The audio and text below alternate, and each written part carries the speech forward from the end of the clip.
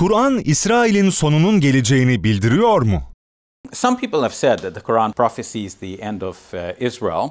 There are two ways in which people have tried to argue that point. One is through mathematics. Some people think that if we take clues from the mathematical equivalents of some phrases in the Quran, then that would spell out the destruction of Israel by a certain year. And that prophecy did not work out. So I think in general, this is not a suitable way of interpreting the Quran by using mathematics to predict the future. Another way in which people have tried to argue for the end or cessation of Israel is through interpretation of the beginning verses of the 17th chapter of the Quran.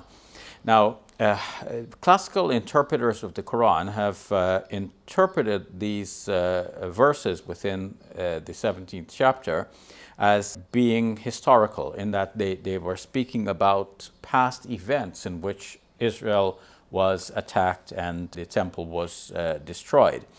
Some contemporary scholars are trying to reinterpret that to look at perhaps a future destruction of Israel. But it seems to me that it is better to stick with the traditional interpretation on this and to say that this is speaking about the past. So let's look at the verses in a little bit of detail. The Quran says, وَقَضَيْنَا إِلَى بَنِي إِسْرَائِيلَ فِي الْكِتَابِ وَقَضَيْنَا إِلَى بَنِي إِسْرَائِيلَ فِي الْكِتَابِ لَتُفْسِدُنَّ فِي الْأَرْضِ مَرَّتَيْنِ وَلَتَعْلُنَّ عُلُوًّا كَبِيرًا. We have vouchsafed to the people of Israel in the scripture, you will. I have to think about the Arabic more clearly and then think about the translation. وَقَضَيْنَا إِلَى بَنِي إِسْرَائِيلَ فِي الْكِتَابِ لَتُفْسِدُنَّ فِي الْأَرْضِ مَرَّتَيْنِ وَلَا تَعْلُنَّ عُلُوًّا كَبِيرًا. You will cause corruption on the earth twice, and you will be high-handed with a great high-handedness. So this speaks to some kind of an oppression or something like this.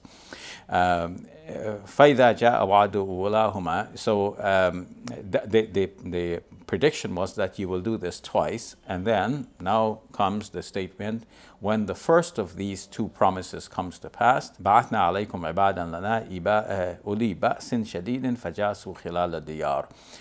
Then we sent, or we will, so when the first of these two occasions arises, we will send against you some of our servants who have mighty power, فَجَاسُوا خِلَالَ الدِّيَارِ, and they will penetrate through the houses and the dwellings. So this seems to be like, a punishment that will come from God. ثُمَّ رَدَدْنَا لَكُمُ الْكَرَّةَ عَلَيْهِمْ. Then we will give you power over them another time. وَأَمْدَدْنَاكُمْ بِأَمْوَالٍ وَبَنِينَ. And we will support you with wealth and children. So وَجَعَلْنَاكُمْ أَكْثَرَ نَفِيرًا, will make you, even more in terms of number. And then فَإِذَا جَاءَ وَعْدُ الْآخِرَةِ لِيَسُوءُ وُجُوهَكُمْ. Then when the second of the two promises comes, so that they will blight your faces, وَلِيَدْخُلُوا الْمَسْجِدَ كَمَا دَخَلُوهُ أَوَّلَ مَرَّةٍ. And they will enter the mosque as they did the first time. And, whatever they come across, they will destroy totally. So this destruction that is being spoken about, our classical scholars said that the first one was about the attack maybe in the 8th century BC and also in the 6th century BC. So the northern Israelite tribes were attacked by Sennacherib and the Assyrian forces, and then that's about the year 721 BCE. And then in the year 586 BCE, the Babylonians came and took into captivity the elite of the surviving tribe of Judah in the south. And they remained in captivity for about 50 years till they were eventually let go under the auspices of Cyrus the Persian.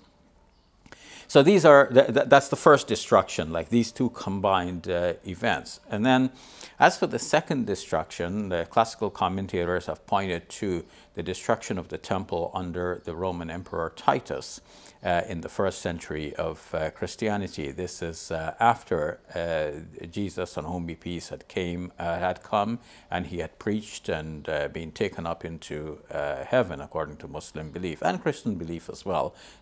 Christians believe that he ascended eventually.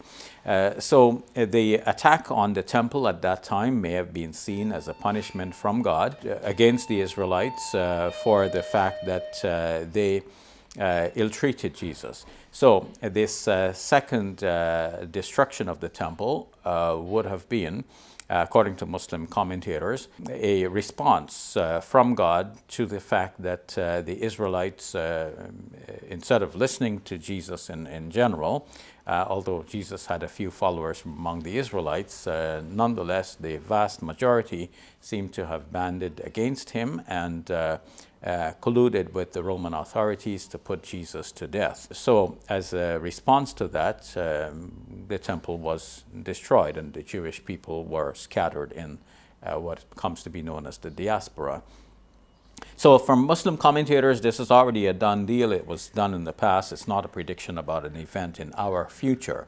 But some Muslim interpreters, looking at the situation in Gaza in particular, we all feel for the people of Gaza. We want them to be safe from oppression, and we want peace and stability in the region. We want the Gazans to be autonomous and to have their own state.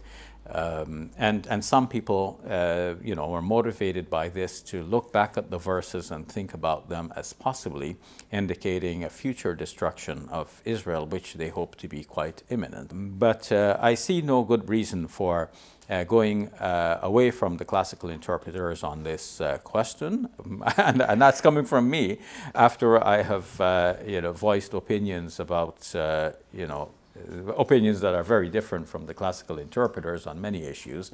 But I go where the evidence leads, and I don't feel that the evidence in this case is about a future destruction of Israel, but rather it is about the past destructions. But at the same time, the Quran also continues this discussion by saying, "In uttum adna," if you were to return, then we will also return. Now this can have two meanings.